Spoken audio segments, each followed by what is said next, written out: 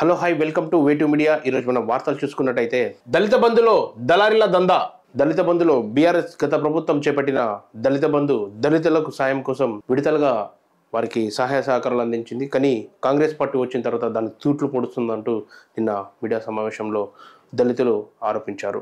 విడత సాయం కోసం అరిగోసపడుతున్న దళితులు కమిషన్లు ఇస్తేనే ఇప్పిస్తామంటూ ఎరవేస్తున్న దళారులు కొందరు.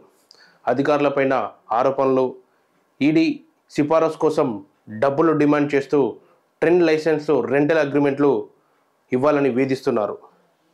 ఎలాంటి షరతులు లేకుండా సాయం అందించాలంటున్న లబ్ధిదారులు, లేదంటే మరోసారి ఉద్యమం తప్పదంటూ హెచ్చరిక. దీనిపై మరి దళిత బంధు విషయంలో ప్రభుత్వం ఎలా స్పందిస్తుందో ఒకసారి చూద్దాం.